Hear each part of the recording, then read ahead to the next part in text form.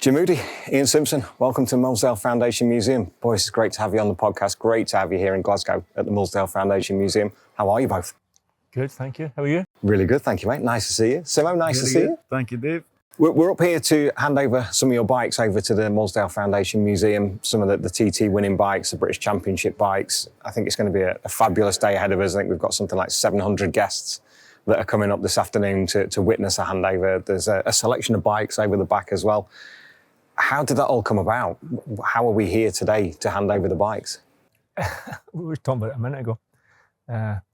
Strangely enough, it was when we were going skiing, just after Christmas, isn't it? We were heading skiing and Ian's in the back of the van. So he's talking about he's built a massive collection of bikes and we're cluttering the place up. And then one thing led to another. I know a friend of David's that works here, and I said, "Well, we could try and give Woody a call, see if we maybe do something with this place." And I just sort of developed from there, you know. What bikes have we got?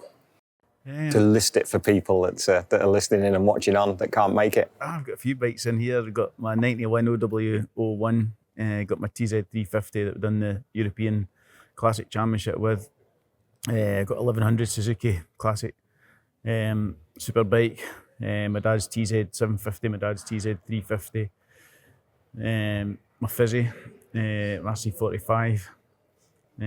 Steve Hislop's 96. 750 Kawasaki, John Reynolds 95 World Superbike bike. I got that off. I was lucky enough to get that off of Ben Atkins about 20 years ago or something. Quite a.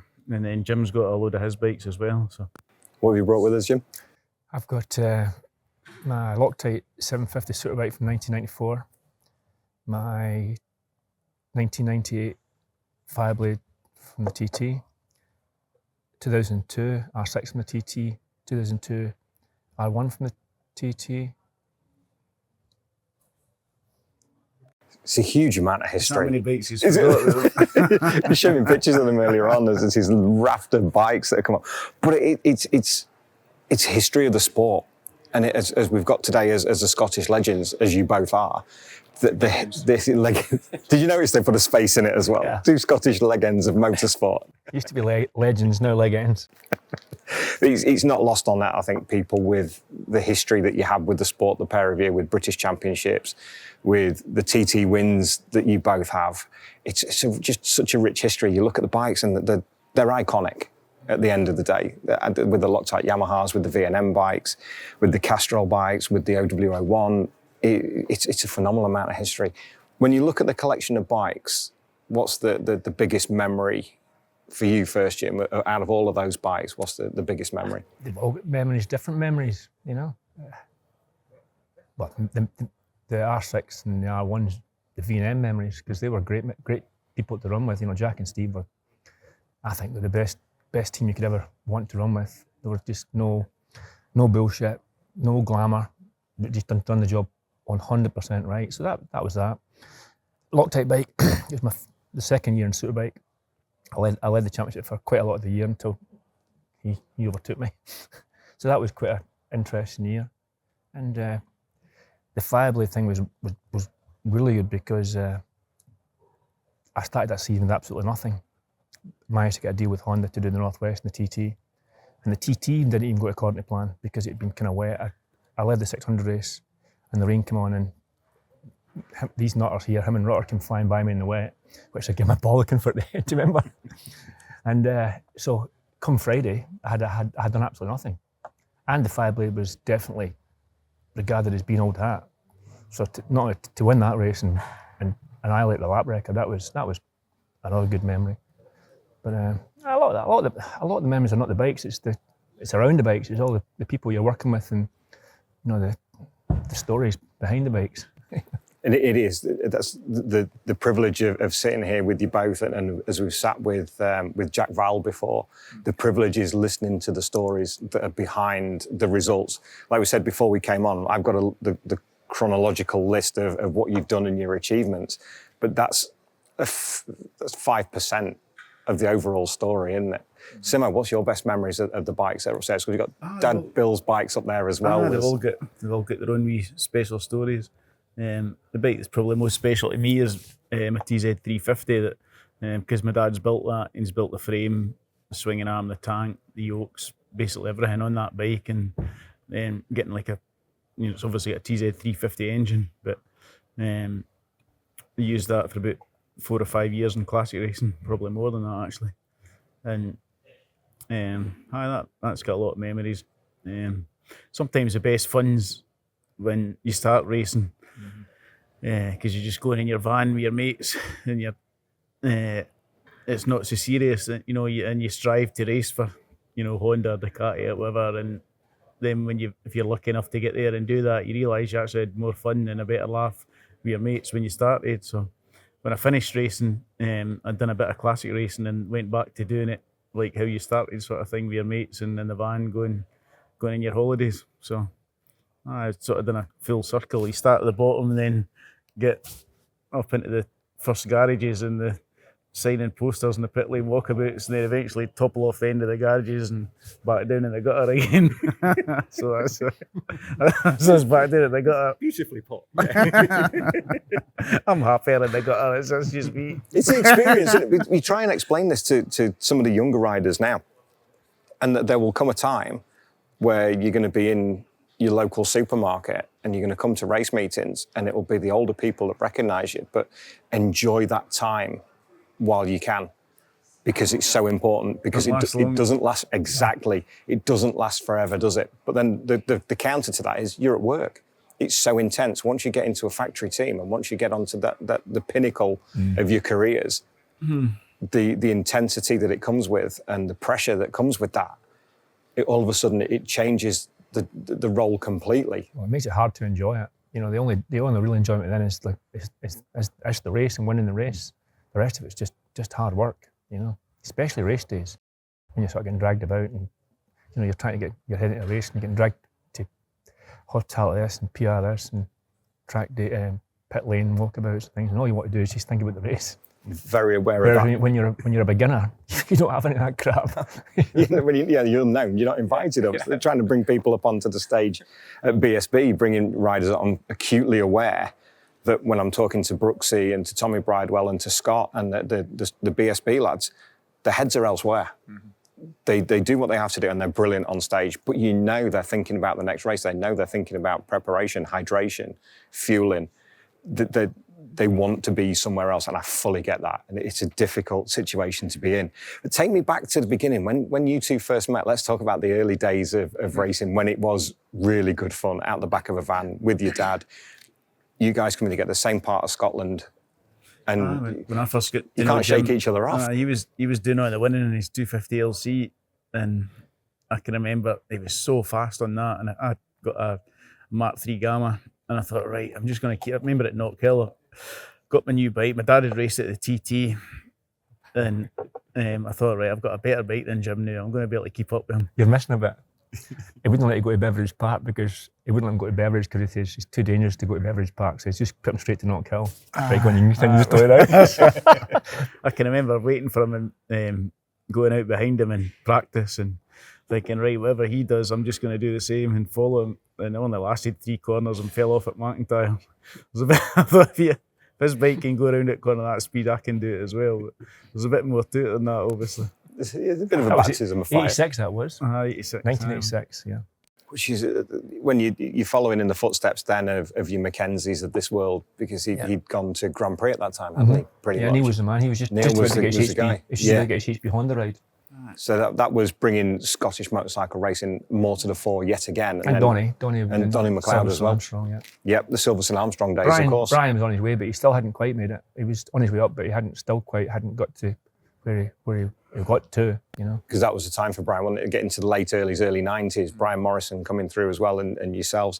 But when I was doing the research for it, when you look through at the last sort of 20 years of Supersport champions, with 4 wins for yourselves, 2 for John Crawford, then you throw Stuart Easton into that mix, you throw Taz into the mix, you throw Rory Skinner into the mix. That's a raft of Scottish champions in the Supersport class. Yeah. And in BSB as well, with Mackenzie, yourselves, it's an incredible history. They were great time for Scotland, no doubt about it. I mean, I don't know if they'll come back. you know, we took it for granted because all our friends were Scottish and we were all doing it. But it's hard now. You don't see that many of them now. No. You know. But if you put in Duffus and Fearless and JC, John Crawford as well, Stevie and Hislop. Morrison, Stevie. Steve Hislop, there's plenty of them. Howard Sale, Eric McFarlane, there's just loads of them. As Witt referred to it, as a Scottish armada coming down. It was. Taking our races, taking our race wins and then buggering back over the wall. So when you two in your younger days and it's kind of aspiring to beat each other, your path has followed a similar career pretty much all the way through, both done the TT, both won British Championships. You've been best friends pretty much from the beginning, but a thorn in each other's side at the same time. That's just the way it was. It was quite good actually because most people don't have friends to race against. Because we were friends from early on, and people like JC and Brian, Ian McPherson, they were your friends. It's just unfortunate we had to have mega races against each other. Still are as well. Still best of friends with the boys. Yeah. They still do the Scottish tours as well, get everybody together. We do bikes and then we do a skiing one in January. Yeah, it was good. We get some infiltrators for that, though, don't you? You get Steve we got Plater. a few honorary Scots. Honorary members. Steve Plater's allowed in. Simon Houghton and Witt, they're allowed in. It just makes a really even better weekend, doesn't it? It makes a great weekend even better. But the stories that come out with that. I think when we look at the history between you two, going back to 91, to your first Supersport Championship, the race at Mallory Park is actually on YouTube. And I actually watched it yesterday, and it's just a fascinating glimpse into what you had to go through and what part you played as well, Jim, in that, especially going in towards the last lap with Phil Borley and Mark Farmer out front. Yeah. Just fascinating to watch it. Tell us a story of that 1991 season from both of your points of view. The whole season? Or, I came down to the last race. Coming down to the last race, yeah. And he splattered himself. I fell off Moodie W1 that's up the stair here and broke my back. My back's still knackered now for that. Still get a lot of trouble with it. But I had to, if Mark Farmer won the race, I had to finish second. And it was a good sort of last lap. Jim obviously knew that as well and let me through. And then I had to pass Phil Borley and basically just ran into the side of him at the bus stop. But you'd never get away with that. Stuart Higgs would have a fit if you rode like that. I just waited till he turned into the corner and rode into the side. I'm thinking, well, I'm either going to, this is either going to work, I'm going to end up in the bushes again. What was the whole shame? We got on well with them as well, didn't we? They were good friends of ours, like Mark and Phil Borley and that. But hey, that was racing. I mean, we had some mega tough races. With Ian, JC, we could break British Championship lap records doing Scottish Championship races. Thinking back now, that was ridiculous. Like how hard we raced in Scottish Championship races. You know, British Championship lap records were getting broke in a Scottish Championship meeting because it was me, Ian, JC, Ian McPherson. You know.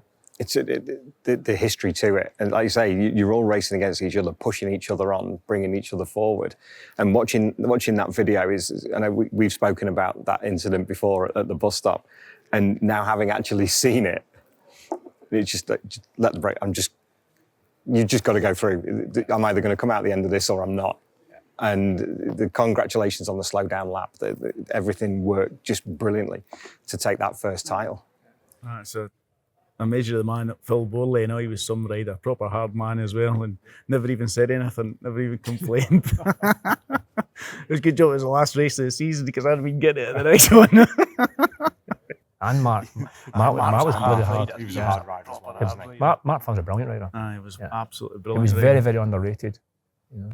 In what way? Just it was natural, everything. Short circuits, Isle of Man TTs, you know, everywhere went, it was very good and could jump on anything. Like very few people could jump in that Norton and be good in it. He jumped in the Norton and was good straight away. You know. He was a brilliant rider. When did you make the switch to the roads, the pair of you? Well, how did that come about? I started off doing the roads. I'd done the Manx in '87. Started racing in '86 and did the Manx in '87 and Beveridge Park and stuff in '87. So I'd always done a few roads. Thinking in our day, pretty much anybody that raced there's very few people that raced that didn't do the roads as well as the short circuit. So it was more a crossover in those days. That, you know, if you wanted to make a living racing motorbikes, you pretty much done the roads. It could be done all the Irish road races. I skipped the tempo, but I'd done most of them, and that was like saying, it was a way of just making money. If we went to the British Championship, you could make money doing the Irish road races. So we'd maybe do an Irish road race on Saturday and come over to Knockhill and do a Knockhill race. You know, and in those days, you could make between 3,000 and 5,000. You know, and when the British Championship was like 600 quid, and it cost you a lot to do that. It costs you a lot more to do than that. Yeah. So doing the Irish road races, when you're racing it against such luminaries over there, they had cut their teeth doing your Tandragis and your Walderstowns and places like that, Skerries. Kind of sketchy places at best, but I like. First time I ever went to Skerries, I qualified pole and broke that record. I like Skerries. I liked all that. It was great fun. What attracted you to it? The road racing, money. Yeah. It was just that was the way of making money till the next British Championship races, and it worked. You know, like we'd go to Southern Ireland and we'd get 1,000 punts-ish to start, and then you got the prize money, and go over to Knockhill, because that was when Scottish Regal was around. What was it, 400 quid to win the Regal race? 400 quid. So you could make 35 euro. Yeah, you could make. Okay, it was 75 quid for the rest of the ones, but if you won 3 or 4 Supersport races, 400 and 3 or 4 Supersport, 600 plus the Regal, you could make 8 to 1,000 at Knockhill, and another 3 or 4 grand at the Irish races. You know, including now all that's pretty much left is the Northwest 200, isn't it? Which has changed dramatically, I think, since you boys rode there. But it still has that essence of an Irish road race. But tell me your best. You both won there. I like the Northwest. It was great fun. It's an amazing place, through Port Roche, Port Stewart, Coleraine, round the Triangle. The drafting, that was brilliant. It really was. You have to be so on your toes, you know, because you can still win on a slow bike as long as you stay in the draft. You know. Favourite memories?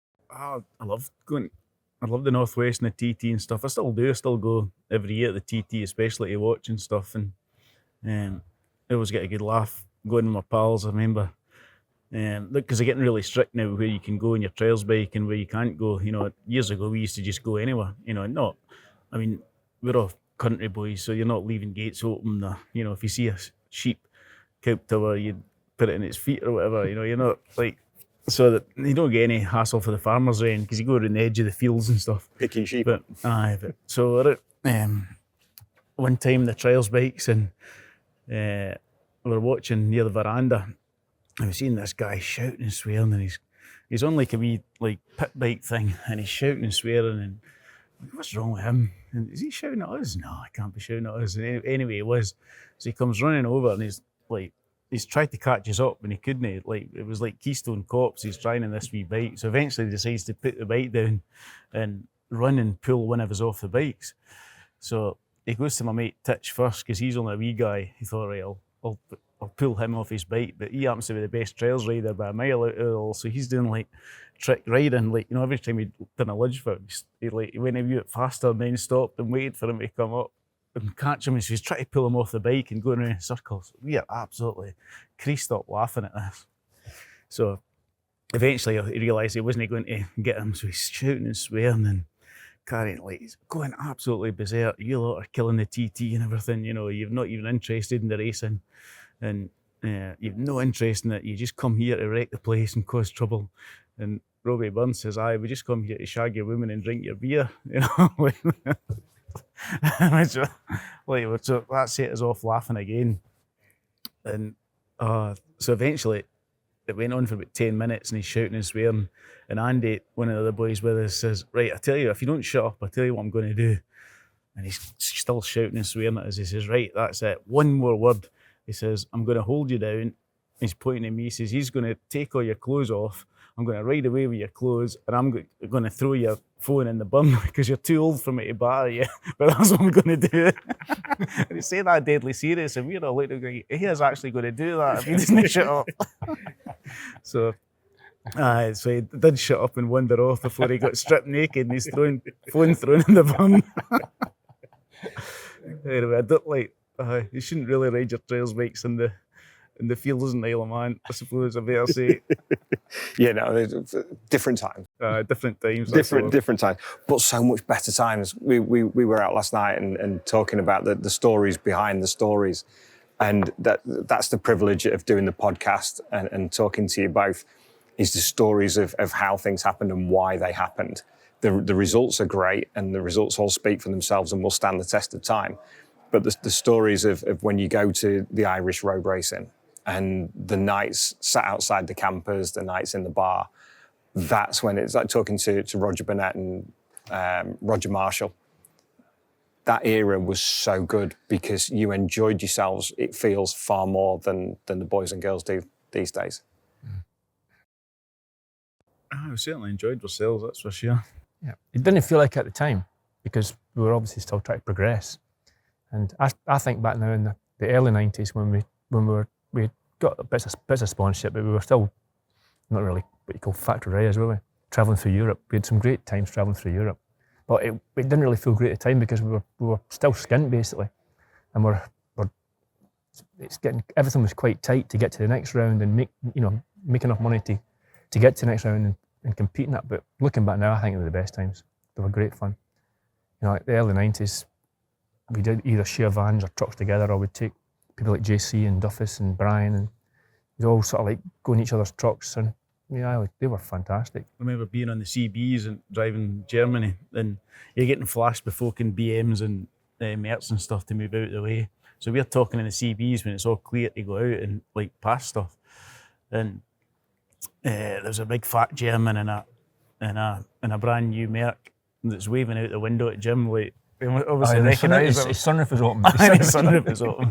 So I'm on the CB telling Jim this big fat German is waving at you. It must have recognised you. It must have knew me. So Jim's got a warm can of Coke on the dashboard of his truck that's been sitting there for about 2 weeks in the sun. So he shook it and he's held it out the window. He's opened it and dropped it in this. It was a perfect shot. Perfect shot. Straight into the sunroof. About 15 miles up the road, the cop, do you remember? And he's pointing. What was the story of the cranes?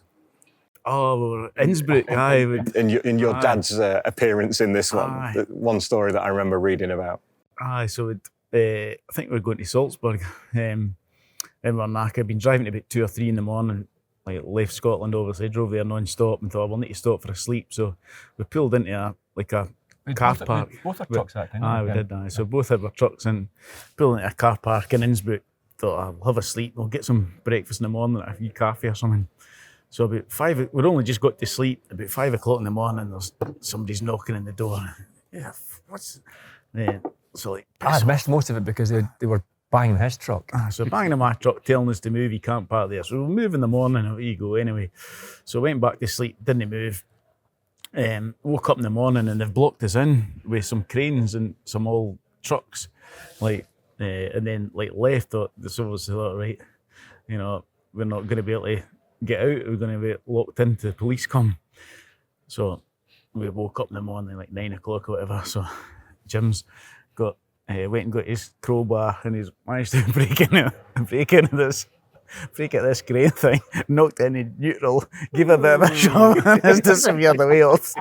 It started rolling off. I thought, right, let's go. Let's go. We had to be from Build, remember? All right. So this crane's rolling off down the hill. I'm going, come on, quick, let's go.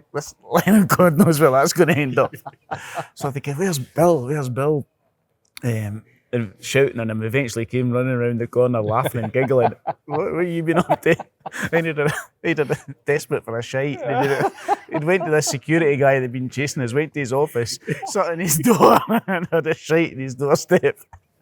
And he says, he'll know it's me, he'll know it was one of us because I left him toilet paper. He says, he'll know it's not a dunk because I left a wee pile of pink toilet paper next to it. So I don't know what happened to the crane, but we got out of there quick. Get out of there pretty quick. That was not a problem. And what were your best memories of the road trips, Jim? I mean, there must be so many stories. There's so many. There's just so many. It's hard to think of them. I'll buy you a bit of time. It's so hard to think, and when you go back through the years, because you had so many great adventures, and trying to pick out one of each. It's like your best Jack Valentine story, there must be 6, 7, 8, 10 where Jack's involved. I can remember laughing like mad when we were at Knock Hill. We went to the touring cars. It was me and Ian McPherson and Brian Morrison, Ian Duffus and Jim and a load of them. We're standing talking in the paddock and Jim was talking, and then he got all sort of fidgety. And I'm like, what's up with Jim? And he looks over, and John Cleland, the touring car driver's leaning in Jim's spoiler. You know, Jim's like OCD mad, like everything's immaculate, everything's perfect. So you don't like. Him and that Jason Plato. So he's leaning in Jim's BMW, and straight away I thought, oh no. So Jim shoots. It's my first brand new car. Was it? Yeah. Okay. Yeah, pride and joy, yeah. Yeah, it was. I treated myself. Yeah. So he's looking up, and it's like Fee at the other side of this room, and he's looking up and saying, hey. Eventually, John Claren looks up, and Jim goes, oh, that fucking car. And he just looks up and goes, please. Right. Me and Brian Morrison looked at each other, like, you know what Brian's like, hey, this is nothing. Brian's looking at me going, oh. So he's going, I'll fucking please you. He's got him by the throat and wrestled him by the throat. So John Cleland said, security, help. Yeah. So Yeah. he's got all one movement. He's got, I'll please you. Got him with the floor. Yeah. So there's we were all pissing ourselves laughing. I'm thinking, well, I could see that coming a mile away. There's all the touring car lot going, security, help, there's a madman in the loose. You get a bad rap through this. I do. You get a bad rap through a lot of the unnecessarily bad rap, Jim. It's totally a lot just of the stories. So here's another bad rap one. 1994, we're at Knock Hill. So I'm riding for Loctite now, and Ian Duffus was my teammate that weekend because it was the year at Puro Market killed at the TT. So I went through a few teammates, Andrew Stroud and Duffus. We'd done the Bishop's Court the day before. Remember you and Phil Bowley riding the Norton. Mm-hmm. So we'd done Bishop's Court the day before, and we were still riding like British Championship. I thought, this is ridiculous. Like me, Ian and Phil were miles in front of everybody else at Bishop's Court. So we get to Knock Hill and there was 3 races. I said, look, it's the end of the season. If we keep on going, one of us is going to get hurt. He said, let's have a win each and we'll split the money. So he was 100% okay. We had to go speak to Phil. And Phil being a kind of like straight lace and stuff like that, we had to talk him into it, and he goes, oh, okay, right. So how's it going to work? I said, well, you can win the first one. You win the first one. Ian wins the second one, and I win the third one. And we'll just make a race of it. And we'll put all the prize money in a pot and split it. That way, none of us are going to get hurt. Right, okay. So first race goes, backed off by maybe half a second. The racing looked absolutely fantastic. People have said it's some of the best racing I've ever seen, right? Because it backed off, we could leave the door open a little bit. So we're making real good race of it. Second race, so Phil wins that one. Second race, we're getting more carried away. So we'd break a little belly and stuff, they'd shoot up the inside, and then we'd go into the corners like McIntyre's, but not really to the apex, so it could get by.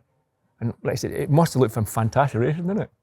But anyway, third race, we get even more carried away. So, but now we're like probably a second off the pace, right?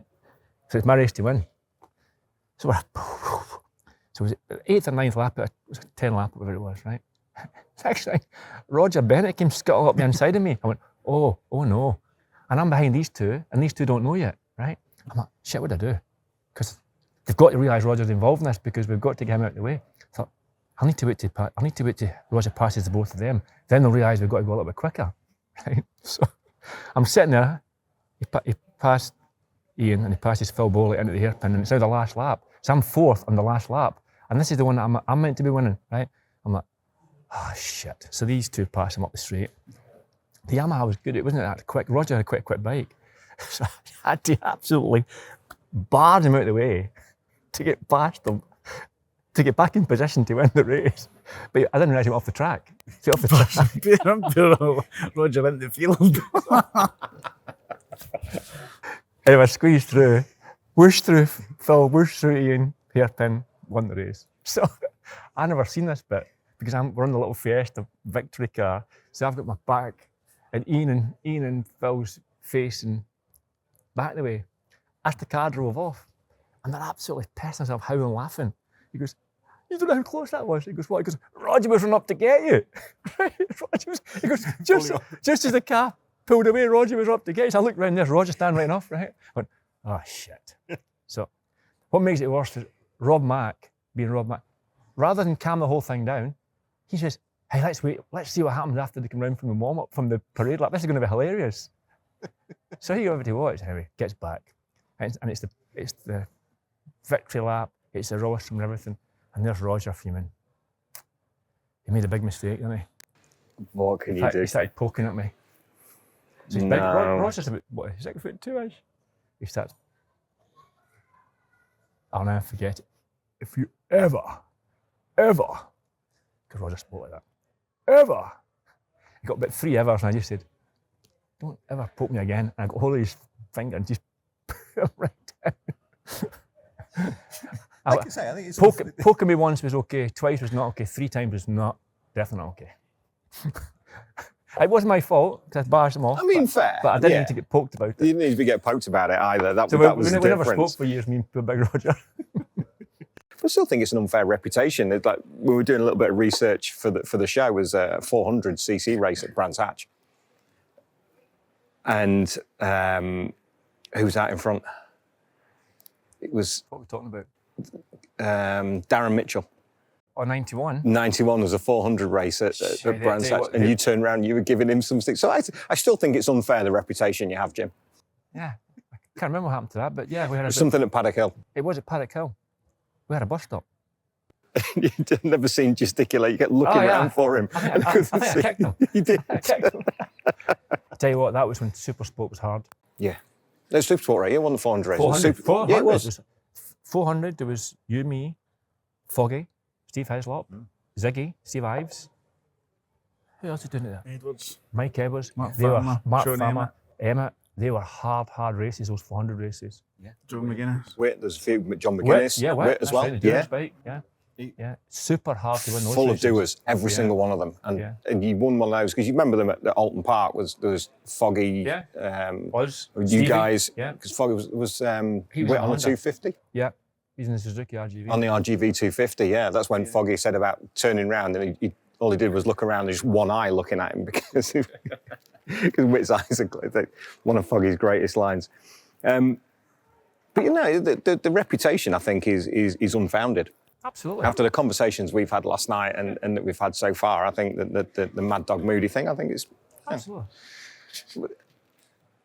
It didn't do It didn't do it now. Well, this is it. Sometimes it can be curated nicely, can't it? Where people, it's Jim, we'll keep out of his way. Look at you, the grin on Just your like we're face for driving- this. We're driving down, we're going skiing, we're driving down a few months ago there, and Willsey Coulter comes with us, and Willsey's a great lad. And Willsey eats birdseed and drinks distilled water and all that kind of stuff. It's like, No, he does. No, he does. Oh, yeah, me and Brian are in, Chia seeds and things like that. His health freak to extreme. so Wow. me and Brian are sitting in the front eating Kit Kats and salt and vinegar crisps and normal stuff. And so we've chomped through all the way through all the decent stuff, and there's only Willsey's birdseed left. So Willsey's passing the birdseed through. You want any of that, Ian? No, that's not for me. Pass it to Brian. No, pass it to Jim. It was Jim dark. did- I never realised what it was. Jim thought it was sweeties or something, so he's put his hand in and got a big hand for this birdseed. Put it in his mouth. Bear in mind, we're doing about 110 mile an hour here in the van. So he's putting it in his mouth. What's that? So he puts the window down. Puts the window down, doing 110 mile an hour. Blows it out the window. And it all comes back in all the dashboard, all the whole of the van. And I'm looking at Brian going, I'm glad it wasn't you that done that. I was raging I'd eat the crap, but I was even more raging all this crap all on my dash. Yeah. What the hell's that shit you just gave us? The great thing when you talk about you guys together, it's you that gets the bad rap, but surely he's been up to stuff as well. He's worse than me. He comes across as No, he's an similar. instigator. Yeah, He's actually an instigator. He leaves you to sweep up afterwards. 100%. Here, Jim, I've got a really good idea. 100%. 100%. In fact, they all do. That's why it was always me, because I was always instigated. Well, surely you've got something on Simo somewhere. Yeah, can't see. Can't see. We could say, but We could say, but we can't. Simo's breathing a sigh of relief now at this. Good one. Take us to the TT, because you both had a fantastic history there. Some great wins, podiums. You stood on the podium together at the TT. When you first set off on that journey, it was a real purple patch as well for the times with the Dunlops and DJ and the names that were up there. Brian Reed was still doing his thing at the time, and Steve Linsdell, so many great names. When you first started out on that journey, did you expect it to take it where it did, to winning for yourself 8 TTs, 3 for you, Ian? no for me. My journey lasted until Brandish in the first lap of my first TT. I was at a TT in 1987, but I don't class it as that because my very, very first lap of practice lasted to Brandish because Joey passed me at Parliament Square. And I went, Joey, I need to follow him. If I'm going to win these, I need to follow him. On my very first lap, I followed Joey, and amazing enough, I got from Parliament Square to Brandish. And I didn't have a clue where I was going. That's the mountain cupboard, yeah? Anyway, got to Brandish. So I broke a few ribs, and I got home, and I thought, nah, this TT's not for me. I need to protect myself from going to the TT. I'm not controlled enough to go to the TT, so I was done. It was actually 1987, I was done. And then I kind of had a rethink. I thought, if I go back, I need to learn it properly. So a friend of my dad's, actually Robbie Allen, ex-motocrosser and TT ref, I thought, Robbie's pretty steady. He was a good age when how old would Robbie been then? He'd be late 50s, 60s. He was one of these people just raced on for years. So I thought, I'll go back to the TT and I'll follow Robbie. That's what I'll do. I'll follow Robbie. And then if I still don't like it, then I'll call it a day. So I sat behind Robbie for 3 days. Whatever speed he'd done, I just followed him. I thought, it's a lot better when you're a bit safer. And that's the real reason how I started it. A similar way to following Joey That wasn't on a lap. It wasn't good following Joey. Later on it was, but not at that time. You need to know where you're going if you try to follow Joey. Definitely. Definitely. All right. I'm lucky I never killed myself. I've spoken to James Hillier about it, and one of the greatest strengths that he always harks back to, he got in behind John McGuinness for a couple of laps. And he said he'd learned more in those 2 laps than he ever did in the previous 3 years that he'd been going. And it just following someone like John, doesn't get out of shape, he doesn't hang off the bike. It's not like, trying to follow Davey Todd would be ridiculous. The way that he rides around the TT is incredible, or Hickey. But following John was always stable, picked his markers. It was the same point every lap. And it was the biggest learning curve he ever had. But also for you boys, it was early morning practices as well. Oh, I hated that. I wasn't safe to be let out on a motorbike at 5 o'clock in the morning. Ian moaned from the minute he got into the paddock till it was done. We shouldn't be doing this. This is dangerous. I'm not safe. Isn't it? It was terrible. I hated it. I absolutely hated it. Just sun in your eyes. Because I can't imagine how difficult that was, being the bird scarer, going off first. No, you wouldn't want to go first. On morning practice. But even then, there's still rabbits and stuff at the pier and loads of birds. Like, you always hit birds and stuff, and dampness coming up through the road and sun in your eyes and half asleep. And it's hard as well, because then you'd get back after a couple of laps, so you'd be buzzing. You maybe get back 8 or 9 o'clock in the morning, so you couldn't go back to your bed because you'd be buzzing because you just done 2 or 3 laps. So then it'd get to like 2 or 3 o'clock in the afternoon and you'd be knackered, but then you'd have to maybe get everything sorted out to go back out on your bike at night. And then so you go back out your bike at night, and then you'd have to get everything sorted out to go out in the morning again for early morning practice. So after I'd done a few of them, I tried not to do them if I could. I'd just wouldn't bother going out in the morning unless I had a right problem with some bikes that were handling terrible or something. From a terrible, the bikes were different now to as they are now, and the crews that they have, the level, for want of a better word, the level of professionalism now that's at the TT, where they've got the teams, they've got 5 or 6 mechanics, they've got data engineers, they've got chassis mechanics and everything. In your early days, what did you boys have? Nowadays you can buy everything. If you've got the money, you can just go to K-Tech and or Olins or whatever, or Maxton, and they'll give you, the setup. A lot of clever people working at all the companies, and you'll not be far away if Maxton or K-Tech or whatever give you a base setting for a Fireblade or a 600 or whatever for the roads. It'll not be far away. But in our day, you pretty much had to just figure it out yourself. And I was really lucky that my dad would, you know, strip forks and make his own fork internals and stuff, and weld stuff up and drill holes and stuff, and just make things out of whatever was lying about and that. So, Yeah, there was no data. you just had to write it really. Even the shocker, like, you know, you put the shocker in, kind of guess it, but you still end up changing springs and changing damp and stuff all through practice. There is no perfect setup, is there? No. It's always a compromise. Yeah. Always at that point.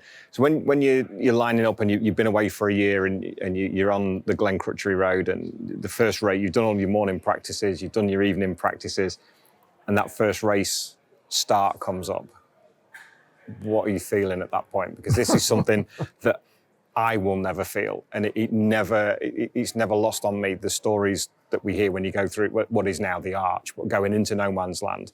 You sat on the top of the Glen Crutchery Road, you're looking down to the top of Bray Hill to St Ninian's Crossroads. I'm getting nervous here when you're just actually talking about that, the thought of it. I'd forgot about it until you just said it. Only people who can win TTs understand what they go through just before they start. Because there's people who go to TT and they know they're not going to win, so they probably don't have the apprehension that we used to have. But when you're going out there and you know you're going to try and win it, and you're going to have to go really harder than you want to go, and you don't want to die, that's pretty tough, you know. The weight of expectation. And that, yeah. Everybody handles it different, you know. Like, I'm quite good pals with Michael Dunlop, and he's a great boy. I absolutely got on brilliant with him. And, you know, he handles it in his own way, and it drives me mad if people say that he's blanked somebody or not talked to them or whatever. I'm like, he is so stressed out his brains, you know. Anybody has, any of the top boys are trying to win, you know, Hickey or Davy Todd or any of them, you know, Dean Harrison, any of the boys, they'll handle it in their own way, you know, but I can guarantee they're all really nervous and really, really stressed, and, you know, because you just can't make a mistake. You can't let your mind wander. You can't think about what you're having for your tea or what, you know. You've just got to, the concentration is really difficult and very stressful. So you've got to give the boys a wee bit of slack, you know. For 100%. Anybody at the Isle of Man's maybe not quite herself or ignores somebody or whatever, you've got to give, or throws a tantrum when they come in or whatever, you've got to give them a bit of slack there, I think. Your first win was a double. Mm-hmm. What changed that year for 93 to win 600 and 400cc TTs? Good bikes. I think I was ready in 91. I finished third in the 491. Yeah. I think I was ready in 91, although I was still a bit rougher on the edges. I definitely knew where I was going, and I thought I was going fast enough. Then I skipped 92 because I broke my wrist, and then obviously 93 I had really good bikes. You know, the Jack and Steve 400 was the best 400, no doubt about it. And it was my 600, but it was Jack and Steve's engines, and it won everything. It won all the British Championship races. I was getting lap records in every round. I blitzed the Northwest, got lap record at the Northwest. So it was the time. You know, the bikes were brilliant, and you know, that was it. Same the 250. I never ever rode 250s. I think it was the first time I rode 250, and I finished second to Brian Reid by 1.8 seconds. I never rode 250s. That's impressive, considering Brian cut his career on 250s and 350s. I think I lost 15 seconds in the first lap because obviously it was quite strange to jump from bike to bike, you know. As the years went on, I got, even the two strokes, it became easier and easier, but at the beginning it wasn't quite, four-stroke to four-stroke easy, but the four strokes to the 250 was a little bit more difficult. But towards the end of the race, yeah, I felt really good on that bike. So it wasn't far from a triple. It wasn't far from none to a triple, you know. Which is an incredible issue, but even two in 93 is incredible. Mind-blowing, yeah, it was mind-blowing. Standing on the podium for the first time in front of the grandstand, like, this is why we go racing. And again, it's the counter to being sat on the Glen Road, stood on top of the podium. You both experienced it. Is it elation or is it relief?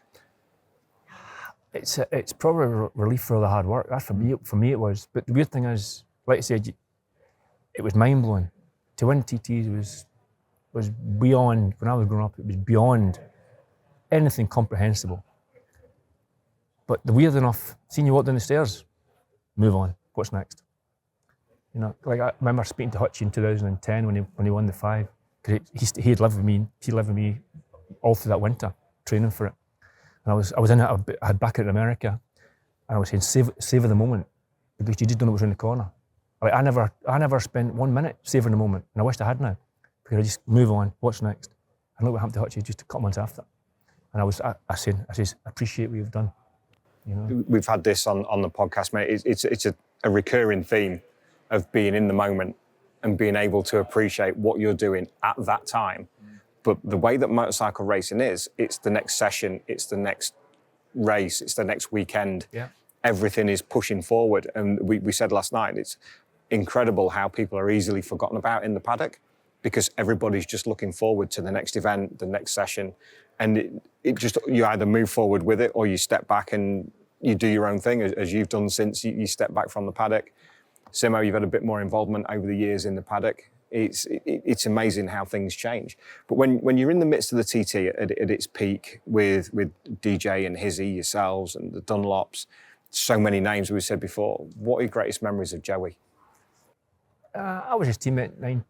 One of the funny memories was I was his teammate 99 and 2000. And 98, 99, 2000. Anyway, we got the V-twin Hondas, those, I can't remember, is it RS500? What are they called again? The RS500s? NS500s. 500s, yeah. So I loved mine. I thought it was fantastic. And Joey being Joey was obviously a hero, mega TT winner. I couldn't believe it when he came up to me. He goes, what do you think of that bike? I said, I think it's great. He goes, I think it's shit. And he rode the RC45. I thought, wow, I can't believe it. I think this thing's great and Joey thinks it's shit. He's an amazing character, and to see the legacy continue after William and Robert, and seeing Michael continue it. As you said, Simo, you're great friends with Michael. I never had I think I had the privilege of seeing Joey race just once, and that was at the first World Superbike round at Donington Park on the Rothmans Honda. But I never actually saw him on the roads. I didn't come to the TT till 2018. But the aura that Michael has, I think, goes right through the family, from Robert and William and Joey as well. Robert was a really nice guy as well. Really, really nice guy. Yeah. Michael's dad. Yeah. Remember, Michael said to me that he didn't think his dad got the credit that he deserved for how good he was. No. And I said, I'll tell you what, nobody, anybody that raced against him wouldn't say that. Yeah. Maybe Dafties that don't know anything about racing, but Yeah, he was a brilliant short circuiter as well as a road guy. you'd never find anybody that raced against Robert Dunlop that wouldn't say what a brilliant rider he was. Absolutely brilliant rider. So adaptable as well. Like, one might win a 125 and next might win in a superbike. The Norton. Right, 125 hard, Norton. hard bikes to ride as well. You know, proper hard things to ride. Aye. You stood on the podium with both of them. Aye, lucky enough to. Yeah, I have as well. Both of you Yeah. have, yeah. Aye. Aye, proper gentlemen, proper racers. As you look back now and you see the memories and you see it in the regard in which you're all held, how much pride does that give you now? Oh, great. Yeah, well, yes.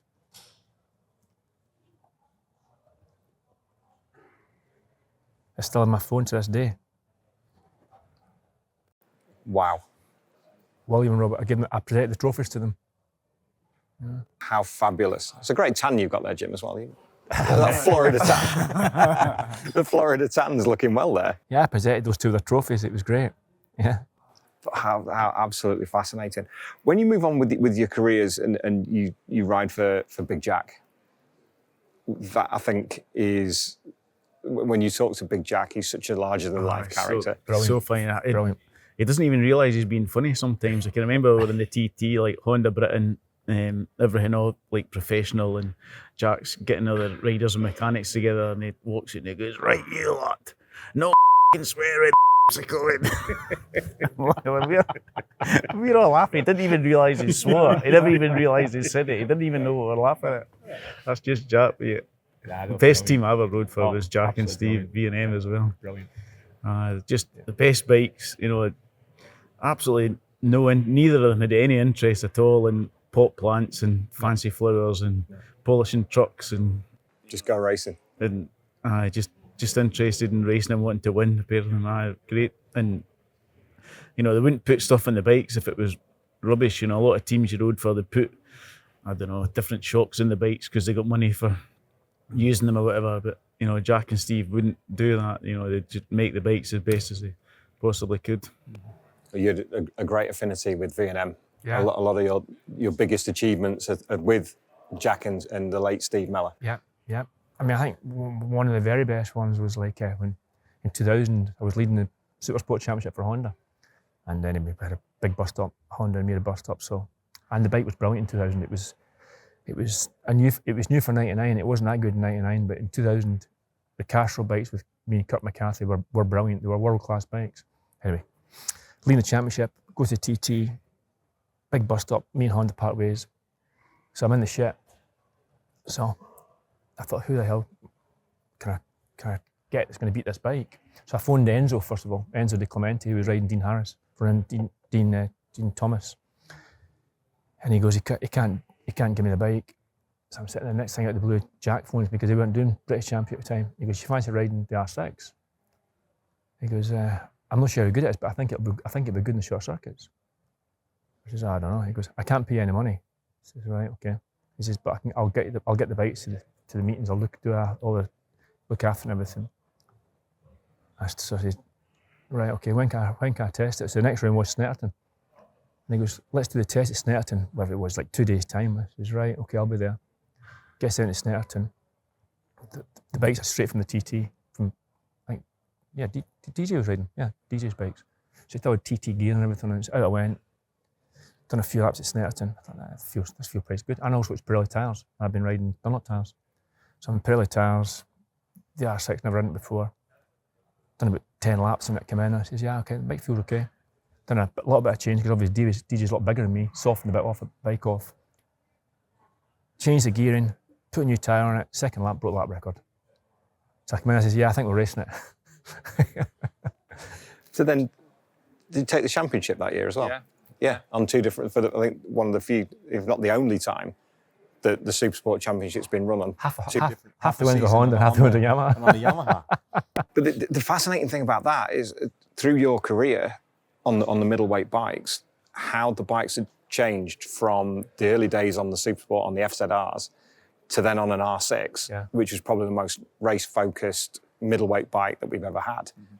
You've seen the development all the way through for the pair of you. Oh yeah, in the late 80s, early 90s, they were these road bikes, weren't they? Whereas at the end they were like little racing bikes. They were fantastic. So much so that if you didn't do the super bikes very often, and you were spending a lot of time riding super sport, it would take you 3/4 of the day to go faster on a super bike than you've been doing on your super sport bike. You know, like I'd ride Jack's R1 here and there. So when we do a Kyrgyzstan or the Sunflower meetings or something like that, it would take me more than half the day to go faster on the super bike than the R6 because they were that good. You know, once you got there, you were quicker. Yeah, sure. But it didn't happen straight away. You know. Yeah. Remember, you sold your FZR after Monza. The Spanish guy. Louis Dantin. Louis Dantin. Yeah, Louis Dantin. Yeah. Obviously thought your bike was a lot better than what it was. It was bog standard, and because when I helped Ian get the British Championship, I also helped Howard Selby in 1990 get the European Championship. Okay. I was dicing with Marigelli, who runs the The Yamaha team, yeah, sure. And the second gear broke. It started breaking it, started jumping out of second gear, so I couldn't use second gear. But I also knew I was getting this bike sold for $1 million pesetas, £5,000, $1 million pesetas at the end to Dantin. Oh shit, it's got to finish. So I backed off, and I'm now dicing with Leachy. And it was between Leachy and Howard Selby to win the championship. And I knew if Leachy beat me, it was going to beat Howard. So on the final lap, I gave it absolutely everything to beat Leachy by half a wheel that got Howard the championship. So Dantin's Airways took this guy, remember the ball guy, Tony? Mm-hmm. They're there to get my bike straight from the Parc Ferme. I'm like, yeah, no problem, you have the bike. The engine was bog standard, 10,000 mile road engine. There was a single thing done to it. So we're packing the van to get away before they find out it's broke. Right? So Howard's having a party. Howard was having a party. I said, we need to go. I said, when that guy finds out this bike's broke, he's going to want his money back. So we're just driving it again. I went, oh no, there's Dantin and Tony banging the van. I went, oh shit, no. I said, what is it? He goes, you can have your bodywork back. We can't take it any Spain with your bodywork. It's got to look like our bike. I went, oh, okay. Thanks, bye. Those European Championships, as we spoke about earlier on, when you're doing the travelling through, the... Hold on, there was one brilliant bit with this. This is your show, you carry on. That very meeting, so it was wet. Remember, it was wet all through practice. We hadn't got one dry lap of practice at Monza, and it was wet, and so, and O2's never been. In fact, quite often, we couldn't even get entered until we had to wait. We had to miss first round because it was oversubscribed, and we were always trying to get in without paying for anything. So we'd need to let the first practice sessions go, and then one or two drop out, and we'd get in, wouldn't we? We'd get in the afternoon for free entries and all that kind of stuff. Anyway, it dries out for World Superbike qualifying. World Superbike qualifying. I said to Ian, I'm going to stick out through Brian's garage. I said, I don't care. I'm going to go out through his garage. And he goes, well, so am I then, right? So World Superbike practice is we sneak out of Brian's garage, time practice. So by the third lap, the black flagging us, right? So I'm at 3 laps. Now I'm going to get another lap. Keep going. Black flagging me. 5th lap. On the 6th lap, they're actually out on the track trying to get me in, right? Because obviously it's World Superbike time practice. Imagine that nowadays. I know. Exactly. So I get in, and they were going absolutely mental. I said, what? He goes, they're basically trying to say we're in what? I said, I can't speak English. I thought it was super sport. So we took a mega ball, had to go up to the office. Me and you got up to, I walked down the stairs, I said, I don't care how much a ball came was. It was worth it for 6 laps. 6 laps in front of that, like, what a way to do it. But yeah, the things that you could get away with were just incredible by plausible deniability. Yep.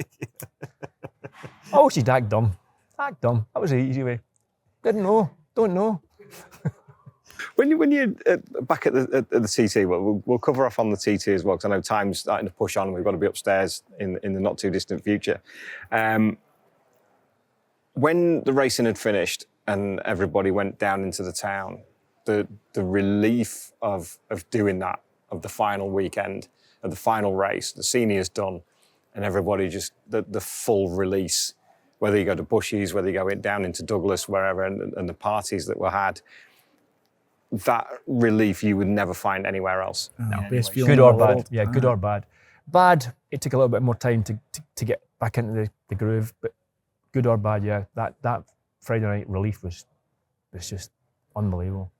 One of the fun nights, because we did used to properly let go. 1998, when I won Honda's 100th TT, it was quite good because Ian and Michael Rutter were the two Honda superstars. I was paid not to upset the party, 100%. They paid me not to upset the party. So I had nothing for 98, and then all I was doing was just doing tyre testing for Avon. It was the first year of the R1, so I spoke to Yamaha about trying to get a deal from Yamaha to ride the R1. And like I said, Ian and Michael Rutter were doing the full season British Superbike, so I had to meet Dave Hancock at there's Ian. I had to meet Oi! I had to meet Dave Hancock at Heathrow, and they were discussing me riding the bikes for the TT. So I said, yeah, okay. I said, what bikes you got? He goes, we'll give you the 500 again. Super Sport with Russell, and Fireblade Russell. And Russell Savory because we both Sunday did it. bikes, Yeah. But I said, yeah, okay. What about super bikes? He says, we can only give you the 500. I said, right, okay. Yeah. 75,000. He's like, what? 75,000. What for? Northwestern TT. What? 75,000. That sounds fair enough. He goes, but we're not paying Ian and Mike with that for doing the whole season. I don't want paid to ride. I want paid not to screw the party. That's what I'm getting paid for. I says, because I've got a deal with Yamaha. It's 12 grand. That's what they offered me, 12 grand. I says, I've got a deal with Yamaha at £12,000. I says, it's a shit deal, but I'll take the deal. And the Yamaha will beat the Honda. So, and wow. He says to me, I need to think about it, Jim. I said, yeah, okay. So he phoned the following morning. I said, there's Dave Hancock on the phone.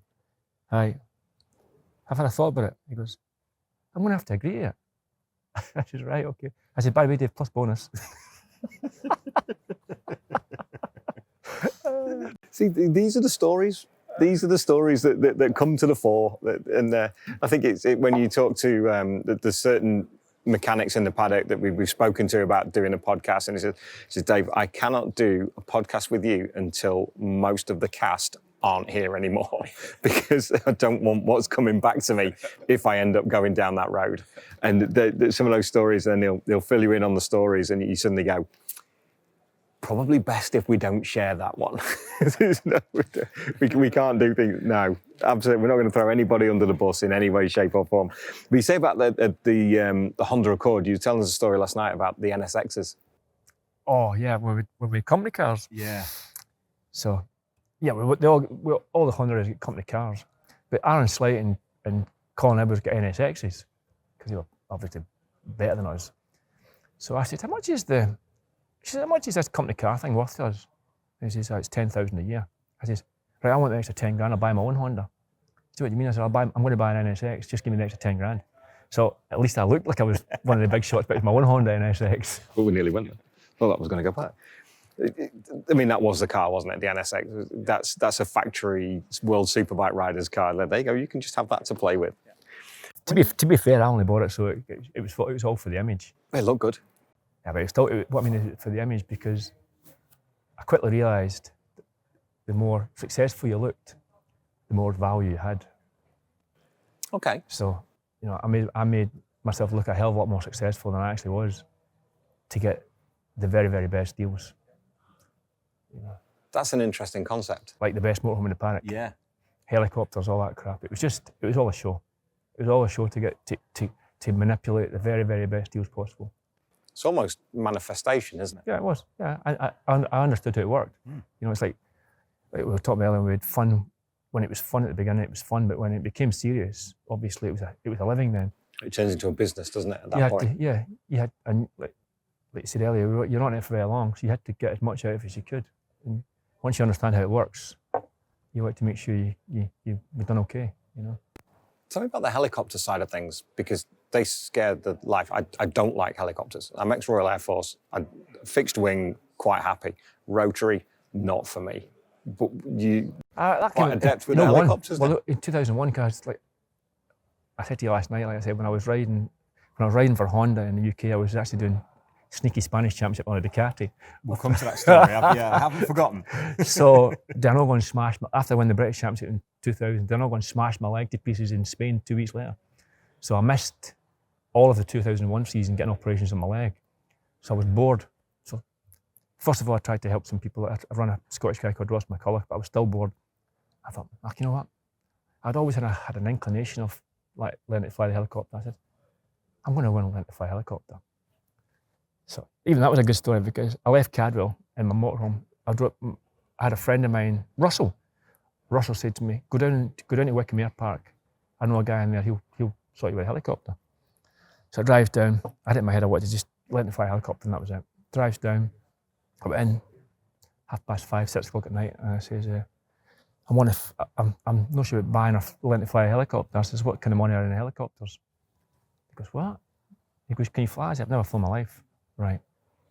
And do you want to learn to fly or buy one? Both. Right. How much are they? He takes me out and he goes, right, that one there's $750,000. Oh, no, down. Jet Ranger 4, no, down. R44, 100, oh, no, down. What's that little thing there? A little two-seater. 56 grand plus that. What does that get me? The helicopter. What about learning to fly it? Well, if you want to buy it, we'll learn you to fly it at 56 grand. Right. Okay. Out of my motorhome when I think about it. Got back in my checkbook. I'll start tomorrow morning. I said, can I have a cable? Can I have a cable out your window? Plugs into the guy's building, and just basically stay there till I learn to fly it. But this is where the bit got great. They thought I was a village idiot. They'd sold me it way too cheap.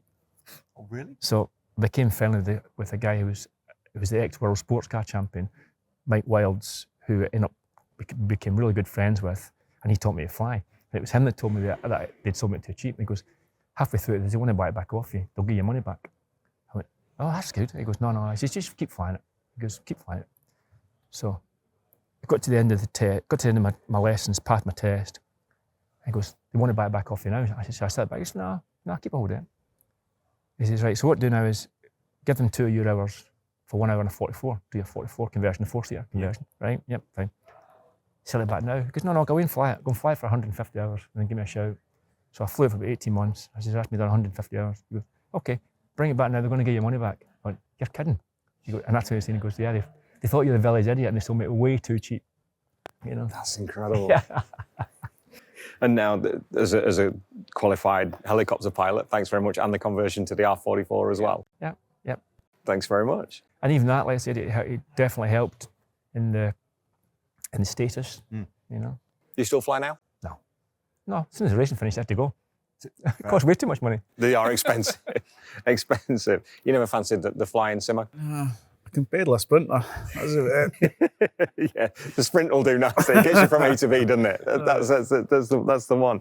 If we've got to talk about the 1994 season, because as we stand here today, and I think for the rest of time, you will be the only man ever to win British Supersport and the Superbike title in the same year. I think it could happen again if they actually had decent prize money and there was an incentive to, you know, the good riders. You know, if you're looking at Kyle Ryde and Glenn Irwin and they boys, they definitely would win 600 races if you put them in a good 600. So I just don't think there's the same incentive for them to do it now. But I wouldn't say it wouldn't happen again, because it definitely could. You know, somebody like Kyle Ryde could definitely. We know what Kyle can do on an R6. Exactly. That's his favourite. That's what he loves. That's what he cut his teeth on. And you look at the last three out of the last 4 BSB champions, all cut their teeth on R6s. I used to love doing both championships one day. Sometimes we've done 3. Sometimes we do 400 600 on superbike. Yeah, I loved it. And a production bike sometimes. Yeah, and a production bike as well. Yeah. No, I loved it. It's just that racing's changed, you know, but definitely there's good riders that could do it now. Yeah. Interesting. It could be. We don't consider it now, do we? That's the thing, because everybody's in a set championship. But in the States, that they can do. But that under the current schedule for BSB, that's 5 races a weekend. But how many were you guys doing? Sounds okay. It sounds all right. Is that all? Keeps you fit anyway. Yeah, it does. Keeps you focused and attention up, doesn't it? That without a shadow of a doubt. You know, if they had £20,000 for winning a 600 race or something, I bet you'd see Glenn Irwin and Kyle Ryde and stuff in the 600s. So I would if I was there. Well, we used to do both. We had it geared up so we were like, it wasn't just the prize money; it was prize money plus bonus in both classes. So yeah, you're doing really. If you're successful in both classes, you're doing really well. If you negotiated your contract right and you got podium bonuses on top of it as well. Yeah, from helmet companies, from the tire, because we were getting paid by the tire companies in those days as well. So you're getting paid by the tire companies, you're getting bonus for the tire company, then bonus from the manufacturers. You know, because super sport in those days was really, really popular. You know, it was the best-selling class. You know, it's a shame it's changed a little bit now, isn't it? Because as we listed the riders earlier on that came through Supersport, it was as popular as Superbike, if not more so at one point. That the Supersport was, as they were referred to, as the axe murderers. Just the best racing. As you look back through your career, what one race or situation gives you the most pride? I've just had the 10-minute sign, so we've got to start winding this up now. I don't know. Probably my first TT one, I suppose. You know, because I've tried so hard to get there. You know. Simo? It was a race that nobody else would ever remember, really. Probably a 91 race at 600 British Championship race at Oatland in 91. There was like, you know, Jim was in it, and Foggy and Sean Emmett and Ian McPherson and Phil Borley, Mark Farmer, Brian Morrison, all the top riders of the day. And just some days you just click, you know, and you ride, you know, everything just falls into place. And lucky enough to win that race by a fair bit. And the lap record stood for about 3 or 4 years or something. It was a long time in those days. So probably that race that sort of clicked. I thought, well, why can't I ride like this every week? But that doesn't happen very often. I've heard that from a couple of riders, and Jim, maybe you've been in a similar situation. that either at the TT or in a short circuit race, that, and it sounds daft, but I kind of understand the way that they explain it, that they start watching the race from above. When you have that, you're in the flow with the bike. Everything is perfect. It feels safe. It's a weird feeling. It feels You're easy. going quicker than you've ever done, but it feels easy. Yeah, it feels safe. Must be a really unusual, because the intensity of racing motorcycles, but all of a sudden you're at one with it and the flow is there. It only happened. It very rarely happens, yeah. I had it in '99 when I rode the Honda France factory bike at the Ball d'Or, and it was brilliant in practice, and it was even better in the race, and like that's when World Endurance was proper World Endurance. You had all the top guys, and you're riding the bike and it just felt so good and so easy. I'd done it in '95 for Yamaha, but when I went there I was hurt, I was injured before I went, so it wasn't a very good comparison. But '99, we could do an hour on the bike. We were leading by nearly a lap, and that's when there was Reimer and Stevie and Brian and Neil, Steve Plater. There was and all the top French guys, and I had Eric Bossman with my teammate. And you come off after an hour and say, "You want a match?" I said, "No, I'm fine." It was just the most amazing feeling. It was the best bike on the track, and that's very, very rare when it's like that. And just everything felt so comfortable and so smooth. Incredible. As we start to wrap up, because I can feel Jennifer's, we're going to be due upstairs very shortly. How's life outside of racing now? What's happening for Jim Moodie outside of racing? What does it entail now?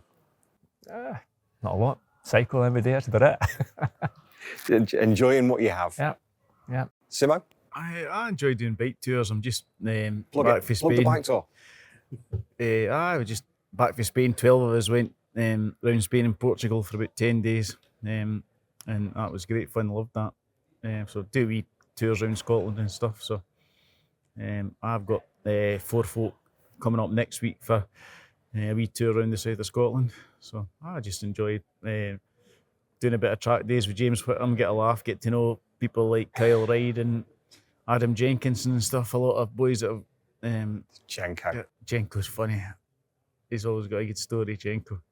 I'll tell you a quick story that made me laugh, but he's telling his dad was a right character. So they do this old women's house every day. Do the garden every week. So they go down this week to cut the grass and stuff, and the old wife says, "Look, I don't want you to cut the grass this week. It's my hamster. I want you to take it to the vet to get him put down. He's in a bad way. I don't want to really know too much about it. Just want you to take the hamster to the vet." So, okay, we'll do that. There's the money for cutting the grass, and there's the money for the vet. I've phoned them up, and it's like 60 quid out of her to euthanise this poor hamster. So, and she says, "I'm away to visit my sister while you do this, because I can't cope with the thought of it all." So off she goes. They go through the back and get this wee hamster. I hope she's not watching this. I know. So this poor wee hamster, it's a bit deed. It's all the fur and everything's fell off it. It's in its cage. So Jenko opens the cage to get the wee hamster out, and he starts trying to hit it with a shovel. Dunk. So the hamster suddenly came to life, got a second wind. They chase around the shed, try to hit it with a shovel.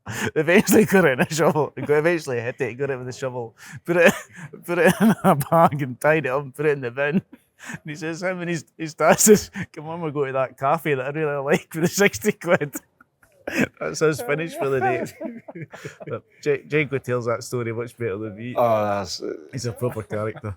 Just great fun. Jenko is, and his brother's still in the paddock now working away. You see Dave around as well. And also, don't forget the book as well. We had the book courtesy of yourself and Stewie Barker. We've got that on sale as well upstairs, and we'll also put a link in the description below to the book, so we'll make sure we can get that, and I'm sure people can have it signed. And thanks to anybody that's bought that. I really appreciate that, because I thought I'd give one to my mum and one to Jim and one to you, and that'd be it. My coffee is pride of place. I'm amazed that anybody's bought it, so thanks to all the people that's bought it. I really appreciate that. It's a fantastic read. We're going to go upstairs and we're going to do this again in front of a live audience of some, I don't know, I think Jez said there's maybe 500 people, I think, coming upstairs. So this has been a nice little warm-up. But gentlemen, thank you so much. Jim, what a pleasure. Thank you so much, mate. Simo, always a pleasure. Thank you very much. We're going to have some lunch. We're going to go upstairs and hand the bikes over. We'll see a little bit of that later on. But until then, ladies and gentlemen, thank you so very much for watching. Jim Moodie, Ian Simpson. We'll catch you next time.